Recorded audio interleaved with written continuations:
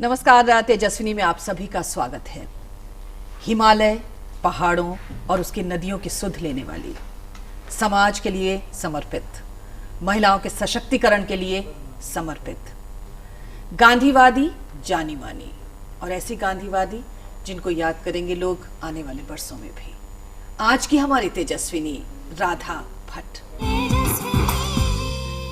दिखने में एक आम साधारण महिला, लेकिन आम कतई नहीं। संघर्ष, खासतौर से महिला अधिकारों के संघर्ष की संपूर्ण गाथा है राधा भट्ट। कम उम्र में ही विनोबा के भूदान से जुड़ गईं और भूदान के लिए लोगों को प्रोत्साहित किया।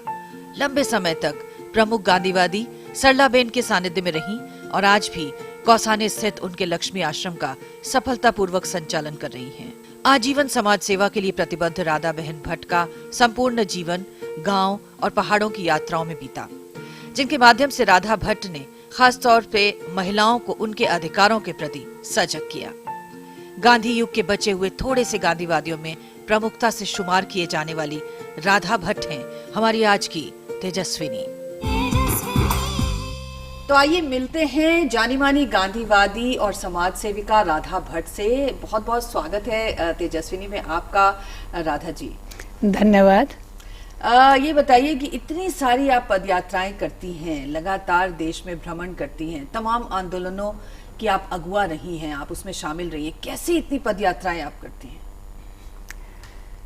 मैं सोचती हूँ पहाड़ के लड़की के लिए पदयात्रा करना कोई कठिन काम नहीं है, और खास करके अगर मन के अंदर कोई मिशन हो, कोई जज्बात हो कि मुझे करना है, और जिसके लिए मैंने अपनी किशोरावस्था में ही सोच लिया कि मुझे करना है, तो उसके लिए पदयात्रा करना कोई कठिन बात नहीं है। ये बताइए कितने हजार किलोमीटर आप पदयात्राएं कर चुकी होंगी? अब मैंने गिना तो नहीं, हिसाब नहीं रखा, लेकिन मैं सोचती हूँ पूरे जीवन में अभी तक के लिए लगभग 60-70 हजार किलोमीटर मैं चली होंगी, मुख्य उत्तराखंड में और बाकी मैदानी हिस्सों में भी। मैं विनोबा जी के साथ भी भूदान पदयात्रा में थी, यूपी में थी और फिर आसाम में थी, और वहाँ भी कई दिनों, एक महीने तक मैं उनके साथ पदयात्रा करती थी। तो ऐसी पदयात्राएं बहुत हुई हैं। हाँ, और फिर बाद में भी कई बार हमने पदयात्राएं मैदानी भाग में भी की हैं और उत्तराखंड में तो की हैं। जी। तो राधा जी ये बताइए कि ये समाज सेवा की तरफ समर्पण, गांधीवादी विचारधारा की तरफ समर्पण, ये कैसे आया दिल में आपके? वो तो मैं कैसे जानूं कि क्यों आया मेरे दिल में, क्योंकि कोई व्यक्ति ने मुझे कहा हो कि अब तुमको ये करना है, ऐसा नहीं हुआ। हाँ, इतनी बात है कि मैं जब किशोर थी, माने मैं जब 8वीं 7वीं ऐसे पढ़ती थी, उसके आगे तो कोई पढ़ने नहीं दे रहा था। अच्छा। हाँ, लेकिन वहाँ तक एक आर्य समाजी विद्यालय में मैं पढ़ती थी, और वहाँ रोज हर सप्ताह में एक बार एक प्रवचन भी होता था, और वो स्वामी जी हमेशा कहते थे कि गार्गी और मैत्री जैसी तेजस्वी बनो। अच्छा। लड़कियों को ऐसा बनना चाहिए, ऐसा वो कहते थे। भले ही हमने उनको फिर उसी का जवाब दिया, हमने कहा तुम पढ़ने तो देते नहीं आगे को, तो कैसे बनेंगे? तो उनका नहीं, मैं तुम्हारी एडवोकेसी करूंगा, तुमको आगे पढ़ने दूंगा। ऐसा इस तरह से हुआ था। तो राधा जी आप तो बहुत एक उत्तराखंड के एक बहुत ही सुदूर गांव से आती हैं। बताइए ना उस समय का बचपन कैसा था और कितना मुश्किल था एक बच्ची के लिए आगे बढ़ना, फिर पढ़ने की जिद करना और फिर आगे चलते जाना? वो बहुत लंबी बात है, पर मैं ये जरूर कहूँगी कि मेरा गांव जो है वो अल्मोड़ा जिले के मल्ला सालम पट्टी के धुरका गांव में है, और उस गांव में उस समय कोई भी व्यक्ति अपने गांव से बाहर नहीं गया था। मेरे पिताजी पहले आदमी थे जो कि आर्मी में भर्ती हो गए थे, और दूसरा ये था कि जो स्कूल था वो वहाँ से 13 किलोमीटर या पता नहीं मील कितना उतने दूर था, तो इसलिए पढ़ने वाला कोई मतलब ही नहीं था। पर पिताजी चूंकि आर्मी में थे, इसलिए उनको लगता मेरे बच्चे पढ़ें, उन्होंने सीखा था बाहर जाके। और लड़की के लिए शायद शुरू में उनके मन में नहीं था, ऐसा लगता है, पर मैंने तो मैं गांधी के रास्ते में जाने वाली थी ना, तो शुरू में सत्याग्रह कर दिया। अच्छा। हाँ, बस मैं खाना नहीं खाऊंगी, और बस मुझे क्यों नहीं भेजते हो, भाई को भेजते हो, मुझे नहीं भेजते हो। तो मैं उसी समय पैर पटक पटक के उनको मैंने मना लिया और उन्होंने घर पर मेरे पढ़ने का इंतज़ाम करवाया। और फिर जब वो आर्मी में ये जो सेकेंड वर्ल्ड वॉर हुई थी उसमें वो गए थे। अच्छा। आसाम बॉर्डर पर जापानीज के साथ। तो फिर यहाँ उन्होंने हमको जहाँ हम बाद में पढ़े नैनीताल जिले में रामगढ़ जगह में। अच्छा। हाँ, वहाँ तो रखा। राधा जी, उस समय में तो ये सारा देश जिस प्रकार से मतलब आज़ादी के पहले का वो युग था और उसके बाद में किस तरह से आपने गांधी जी को कैसे समझा, कैसे जाना और कैसे वो एक कहते हैं ना कि एक लॉ लग जाना, वो कैसे हुआ? नीलम जी, मैंने गांधी जी को कुछ समझा ऐसा मैं नहीं कह सकती। इतना ज़रूर था कि हम जब छोटे थे तभी जो स्वतंत्रता सेनानियों को डंडा मार के जेल ले जाते थे तो हमारी सहानुभूति हमारी सब लड़कियों की और लड़कों की वो स्वतंत्रता सेनानियों की ओर होती थी। तो उतना गांधी को जानते थे, गांधी वाला है, वो टोपी पहनी है वो गांधी वाला है, ये हम जानते थे। पर गांधी का क्या विचार था, उनका क्या सिद्धांत था, उनकी क्या जीवन शैली थी, वो कैसा व्यक्ति को बनने को कहता, कुछ भी पता नहीं था। पर नहीं, एक बात थी मेरे मन में, मैं किशोर थी जब, शायद 14-15 ऐसे साल की, तो तब भी मैं सोचती थी कि पहाड़ की महिलाओं को बहुत मेहनत करनी पड़ती है, कोई जीवन नहीं है, कोई पढ़ने का मौका नहीं है, कोई खास कोई मनोरंजन का कुछ मौका नहीं है, तो इनके लिए कुछ करना चाहिए।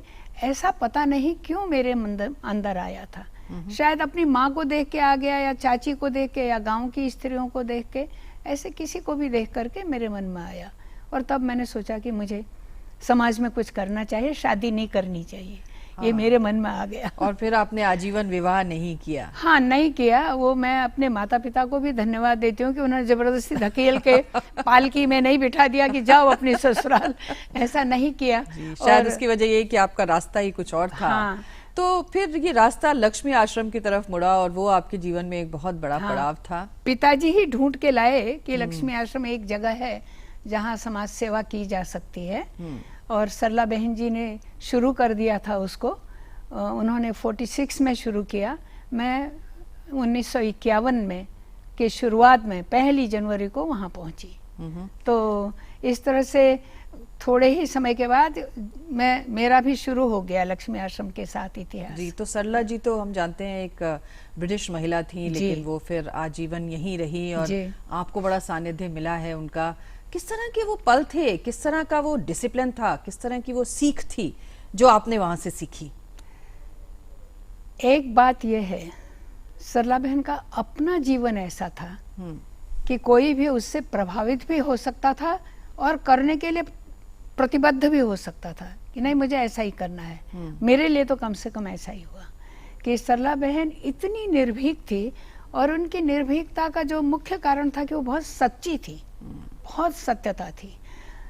आपको मैं एक कहानी कहूँ उनकी। जी जी। उनका वो न तो जानवरों से डरती थी, जंगली जानवरों से, और न वो ऑफिसरों से डरती थी। तो एक बार सरला बहन को पूरे अल्मोड़ा जिला का सबसे खतरनाक व्यक्ति बनाया, घोषित किया गया सरकार के द्वारा। अच्छा। ब्रिटिश सरकार के द्वारा। अच्छा। तो उस समय पता नहीं कैसे, तो एक दो हमारे जिलाधिकारी भारती भी होते थे, वहीं के थे, पहाड़ के ही वो जिलाधिकारी थे। उनके पास पुलिस सरला बहन को पकड़ के ले गई, कहा कि सर ये सरला बहन को हम ले आए, इसका वारंट कटा था, हम ले आए, ये है। तो उन्होंने कहा अच्छा। फिर उन्होंने सरला बहन को कहा, सरला बहन इंग्लिश में कहा कि तुम ब्रिटिश होकर के ब्रिटिश लोगों की खिलाफत करती हो, शर्म नहीं आती तुमको? तो सरला बहन तन के खड़ी हो गई और उन्होंने कहा आपको शर्म नहीं आती? आप भारतीय होकर के भारतीय लोगों के पक्ष की बात नहीं कर रहे हैं? और तो जिलाधिकारी को गुस्सा आ गया और उन्होंने कहा छोड़ो इसको, ले जाओ मेरे सामने से, मैं इसकी सजा लिख दूंगा। तो उनको ये डर नहीं था कि ये कुछ भी लिख सकता है, ये कुछ भी ऑर्डर लिख सकता है, सजा क्या लिख देगा, कोई डर नहीं था, मरने का भी डर नहीं था सरला बहन को। जी। तो ऐसी महिला के साथ में रही। हाँ। और मुझे सचमुच में लगता है कि बहुत बनाया उन्होंने मुझे। जी। मैं बचपन से थी, हिम्मती थी, बहुत श्रम करने वाली थी, जैसे पहाड़ की हर महिला करती है वैसा मैं पूरा श्रम कर सकती थी। बाद में भी करती रही, लेकिन जो अंदर से जो स्पिरिट दी वो सरला बहन ने दी। अच्छा, फिर ये जो स्पिरिट थी वो चलती चली गई और हमने देखा कि आप कई आंदोलनों से जुड़ी और उनकी आपने अगुवाई की। खास तौर से हम अगर याद करें तो जैसे चिपको आंदोलन में जो आपकी भूमिका रही, वो कैसे दिन थे और वो कैसा दौर था और कैसे याद करती हैं आज आप उस आंदोलन को? मैं याद करती हूँ, सर्वप्रथम मैं लक्ष्मी आश्रम में काम करते हुए ही एक गांव में गई थी और 5 साल वहाँ रही थी, और उन 5 सालों में मैंने कहीं से कोई आर्थिक मदद नहीं ली थी। गांव के लोग मुझे खाना खिलाते थे, उनके बीच में रहती थी, और उनकी महिलाओं ने सबसे पहले एक चिपको शुरू किया था। वो कहीं आता नहीं है इतिहास में। उन्होंने अपना जो जंगल था गांव का, उस जंगल को लेकर के उन्होंने उसको जो काट रहे थे दूसरे गांव के लोग, वहाँ उन्होंने धरना दिया था और उसको बचा करके उसको बहुत अच्छा जंगल बनाया था। तो मेरे मन में वहीं से शुरू हो गया था कि देखो ये कितना इस तरह किया जा सकता है, पहाड़ की स्त्रियां, उत्तराखंड की महिलाएं ये कर सकती हैं। और फिर 72 में तो फिर चिपको आंदोलन शुरू हुआ और हमारी सही में भूमिका गांव-गांव जाना। मैं पढ़ाती भी थी, तो स्कूल के बालिकाओं, हमारा जो लक्ष्मी आश्रम का विद्यालय है उसकी लड़कियों को लेके गांव-गांव जाते थे। उसी से उनकी शिक्षा होती थी कि गांव में जा रहे हैं, जंगल कितना है, कौन कौन सी स्पीसीज हैं, क्या लोगों को महिला को कितनी दूर चलना पड़ता है लाने के लिए, और वो जंगल खत्म हुआ है तो कैसे हो गया, और जंगल अच्छा है तो कैसे हो गया। ये सब हम उसी समय देखते थे और लोगों को तैयार करते थे कि अपने ये जंगल तुम्हारा है, इसको बचाओ। जी, तो जंगलों की आवाज और हिमालय की आवाज राधा भट्ट, जानी मानी गांधीवादी, आज हमारे साथ हैं तेजस्विनी में। एक छोटा सा ब्रेक लेते हैं, तुरंत हाजिर होते हैं। आप देखते रहिए तेजस्विनी।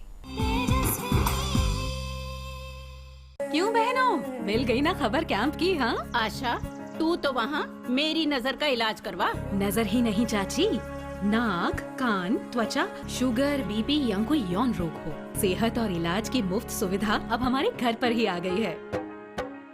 कैंप की अधिक जानकारी शहरी स्वास्थ्य केंद्र से या अपनी बस्ती की आशा से प्राप्त कीजिए। स्वस्थ बनी जीवन, हर बस्ती हर आंगन। राष्ट्रीय शहरी स्वास्थ्य मिशन हरियाणा। पक्की होगी बुनियादें तो हंसे हिंदुस्तान होगा। पहल करो, शुरुआत करो, करो तो पक्की बात करो। पहल करो, शुरुआत करो, करो तो पक्की। वंडर सीमेंट, एक परफेक्ट शुरुआत। अरे सर मुझे नाम सर, एक तो सवाल था, ये आधार कार्ड हम गरीबन के लिए क्या करता है? आधार कार्ड सरकार गरीबों के लिए बहुत सारा पैसा भेजती है, लेकिन उस पैसे में से काफी सारा पैसा बीच में ही लीक हो जाता है, बिल्कुल इस पाइप की लीकेज की तरह। तो सर इसमें आधार कार्ड क्या करता है? पाइप में छेद करने वाले बेईमानों को पहचान लेता है और पैसा सीधे गरीबों के खाते में। ये तो फायदे की चीज है सर। तभी तो मैं कहता हूँ बेटा, आधार अपना लो। आपका लेटर। प्रेम नमस्ते, हम हैं बस, जो आपके बच्चे को कर देते हैं बस। याद होगा आपको, अभी तो आपकी मुन्नी के साथ हंस खेल के गए थे। हम फिर से आ रहे हैं उससे मिलने। जल्द मिलते हैं। दस्त ऐसे दस्तक देकर नहीं आते, दस्त के लिए तैयार रहना। घर में ORS और जिंक है ना? दस्त की इलाज में देरी हुई तो शरीर में पानी और पोषण की कमी जानलेवा हो सकती है, इसलिए दस्त शुरू होते ही ORS और जिंक शुरू करें। दस्त के लिए तैयार रहना, घर में ORS और जिंक है ना? क्या आपके साथ भी ऐसा हुआ है? ग्राहक होने के नाते धोखा? क्या आप चुपचाप सहन करके बैठ जाते हैं या अपने हक की लड़ाई लड़ते हैं? मेरे साथ भी धोखा हुआ। बस अपनी शिकायत लिखी, अपोजिट पार्टी के फैक्ट्स और डॉक्यूमेंट्स के साथ कंज्यूमर फोरम में जमा कर दी। न वकील की फीस लगी और फैसला भी 3 महीने में आ गया। आप भी सोचिए मत, अपने हक की लड़ाई कंज्यूमर फोरम में लड़िए। जागो ग्राहक जागो।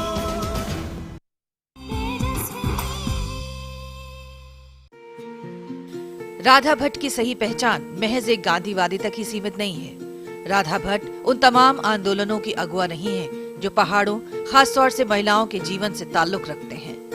भूदान के अलावा बालिका शिक्षा और फिर चिपको आंदोलन और शराबबंदी के खिलाफ संघर्ष के लिए राधा भट्ट का नाम प्रमुखता से लिया जाता है। आज 84 साल की आयु में भी राधा बहन भट्ट का अपने मिशन के प्रति जज्बा कहीं से कम होता हुआ दिखाई नहीं देता। तो विभिन्न आंदोलनों से राधा भट्ट जुड़ी रही हैं। हमने चिपको आंदोलन का जिक्र ब्रेक पे जाने से पहले किया था। हम जानते हैं कि शराबखोरी एक बहुत बड़ी समस्या है पहाड़ों में, और ऐसा नहीं है कि आज नहीं है, आज भी है, लेकिन आपने उसके खिलाफ बहुत अलग जगाया है, महिलाओं को इकट्ठे किया है। तो ये काम तो काफी मुश्किल है, मतलब खास तौर से पुरुषों के खिलाफ उठ खड़े होना, और वो भी उनकी प्रिय वस्तु शराब को लेकर।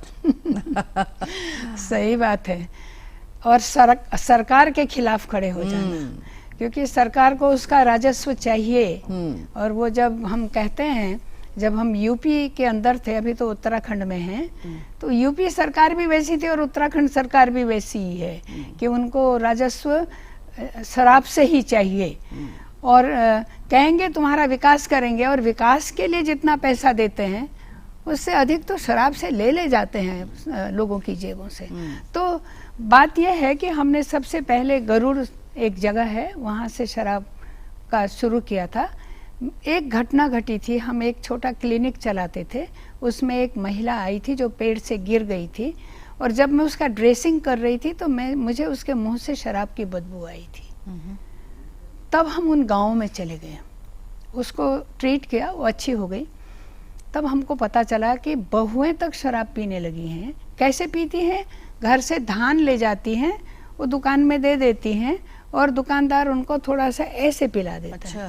हाँ, वो सोचती हैं जैसे चाय से शरीर में गर्माहट आती है, इससे भी आती है। वो जानती नहीं कि क्या होगा, तो उसी करके वो पेड़ पर चढ़ी तो गिर गई, उसके हाथ पांव ढीले हुए होंगे। तो फिर हम गांव-गांव गए, और हमको लगा कि ये तो बहुत भयंकर चीज़ हो गई है, और ये भी लगा कि बच्चे भी इसमें फंस गए हैं। तो तब हमने आंदोलन शुरू किया था, और वहाँ के स्थानीय लोगों को आगे करके। आज किस रूप में ये आंदोलन? हम जानते हैं कि उत्तराखंड की महिलाएं कभी भी ऐसे विषयों को लेकर आंदोलन करती हैं, और जाहिर है उसके पीछे आपकी प्रेरणा हमेशा रहती है। असल में ऐसा है कि तब तो हमको जाना पड़ता था कहने, अभी किसी को हमको नहीं जाना पड़ता। नहीं, महिलाएं इतनी तेज हो गई हैं, खुद समझ गई हैं कि हम क्या कर सकते हैं, और वो अब जहाँ उनको लगता है कि ये इससे हमारा नुकसान हो गया है या हो रहा है, वो खुद उठ के आती हैं। दनिया जैसी एक जगह में महिलाएं मेरे पास आई और कहने लगी, चलो हम शराबबंदी का आंदोलन करते। महिला कह रही है मुझसे, चलो। और हाँ, और फिर जब आंदोलन चल रहा था काफ़ी, तो मैंने कहा तुमको जेल भी जाना हो सकता है, पड़ सकता है ऐसा, क्योंकि मैं तो खुद जेल गई थी कई बार शराबबंदी के लिए। मुझे ले गए थे पौड़ी जेल में, अल्मोड़ा जेल में, मुझे यानी मेरे साथ और भी।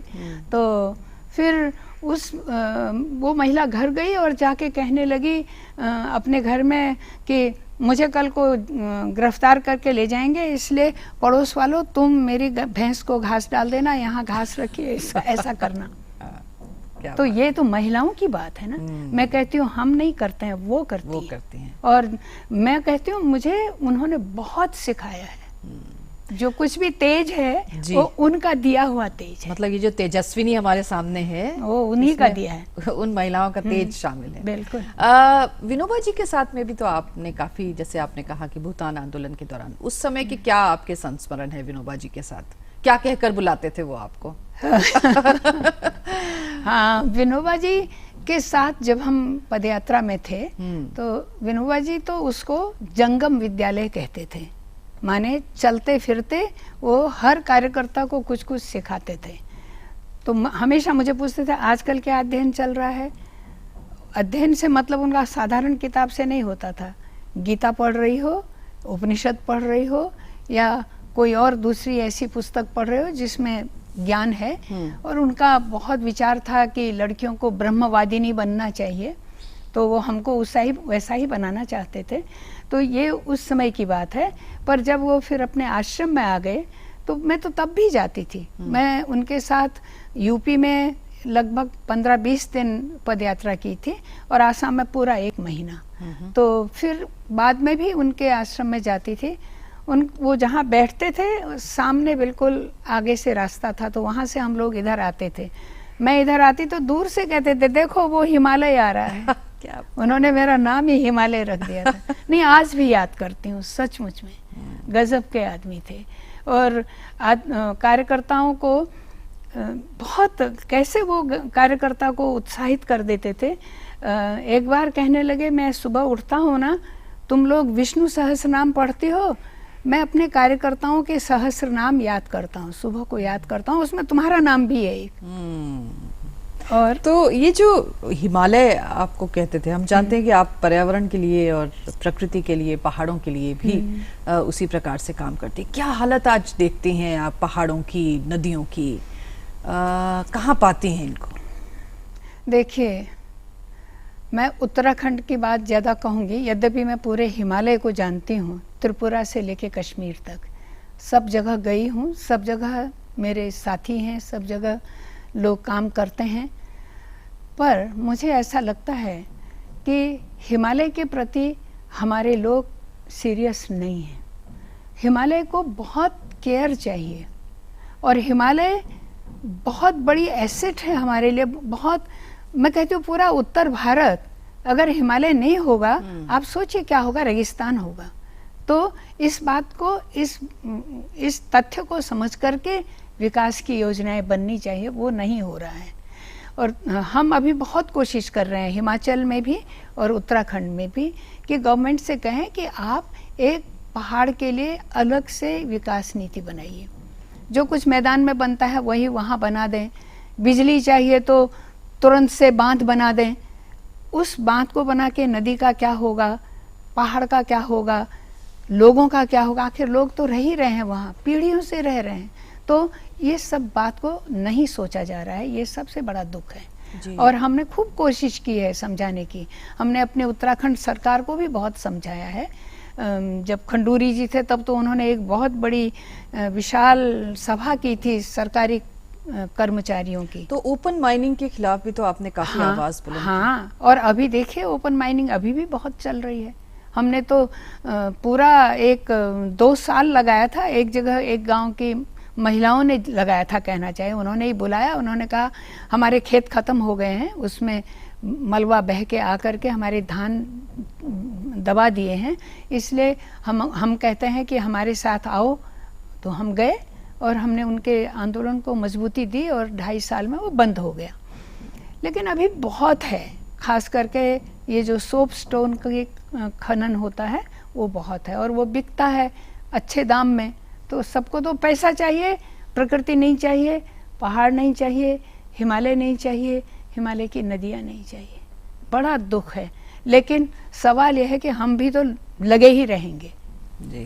अच्छा, आप गांधी जी के विचार को और ख़ास तौर से अहिंसा के विचार को आप फैला रही हैं। हम जानते हैं कि आप कई मुल्कों में उस विचार को लेकर जा रहे हैं। कहाँ पाती हैं आज आप गांधी जी के इन विचारों को, अहिंसा को, सत्यप्रियता मैं को, एक ही और बात, तमाम हाँ, मैं एक बात कहूँगी।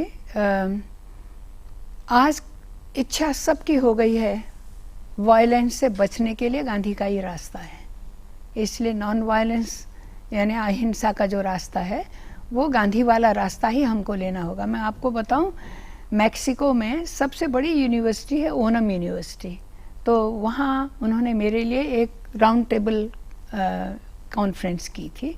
उसमें जो ओनम यूनिवर्सिटी का सबसे बड़ा अधिकारी है, वाइस चांसलर नहीं था पर उस विभाग का था, हेड ऑफ द डिपार्टमेंट, वो कहता है कि हम बिल्कुल साफ समझ गए हैं कि अगर हमको बचना है मैक्सिको को तो गांधी के रास्ते से ही बच सकते हैं। लेकिन हम कैसे गांधी के रास्ते पर चलेंगे, इसको बताने का जिम्मा इंडिया का है, भारत का है। वो हमको बताएंगे कि स्टेप बाय स्टेप हम कैसे गांधी के रास्ते पर चल सकते हैं। तो ये एक बहुत बड़ी बात है, और इसलिए हमारी शक्ति इतनी ज़्यादा नहीं है, लेकिन फिर भी हम सोचते हैं कि ऐसे लोगों को मजबूती देने के लिए वो बुलाएं तो हम जाएंगे। तो मैं 2-4 बार तो मैक्सिको ही गई हूँ, जहाँ सबसे ज़्यादा हिंसा है अभी, सड़कों पर है, घरों में है, महिलाओं के साथ है, नौजवानों के साथ है, किडनैपिंग है, क्या नहीं है वहाँ, बहुत मुश्किल है। लेकिन फिर भी मैं ऐसा सोचती हूँ कि लोगों का बहुत सोच उस तरफ जाता है, पर लोग अपनी लाइफस्टाइल नहीं बदलना चाहते। और गांधी तो लाइफस्टाइल बदलने की बात कहता है ना, नॉन वायलेंट लाइफस्टाइल होनी चाहिए। जी तो राजा जी अब ये बताइए कि ये जो रास्ता है जो गांधी जी ने आपको दिखाया है, किस तरह उस पर आगे बढ़ना चाहती हैं और कौन सी ऐसी मंजिल है जो अभी पाना बाकी है? देखिए, अगर सचमुच में एक अहिंसक समाज की रचना करनी है, मैंने तो जीवन भर केवल संघर्ष नहीं किया है, रचना भी की है। रचना और संघर्ष दोनों मैंने साथ साथ जिए हैं, साथ साथ किए हैं। तो उसके लिए हमको एक अहिंसक समाज की रचना करने के लिए हमको जो सत्ता है उसको गांव को लोगों तक पहुंचाना होगा। जो सेंट्रलाइज्ड सत्ता है, जितना ज़्यादा सेंट्रलाइज होगी उतना वायलेंस होगी, और ये पूरा दुनिया जान रही है अभी। लेकिन कैसे फिर उसको डिसेंट्रलाइज करें वो नहीं समझ पा रही है। तो मंजिल है वो अहिंसक समाज बनाना। और हमें उम्मीद है कि इस दिशा में आप निरंतर आगे बढ़ती रहेंगी। हमारी शुभकामनाएं आपके साथ रहेंगी। बहुत बहुत धन्यवाद राधा जी हमसे बात करने के लिए। धन्यवाद, बहुत धन्यवाद। तो ये थी राधा भट्ट, हमारी आज की तेजस्विनी, जिनसे हमने बहुत कुछ सीखा। किस तरह से दृढ़ इच्छा शक्ति से आप जीवन के रास्तों में आगे बढ़ सकते हैं, ये हम इनसे सीख सकते हैं। अगले हफ्ते एक ऐसी ही और तेजस्विनी से आपकी मुलाकात कराएंगे। तब तक के लिए इजाजत दीजिए। नमस्कार।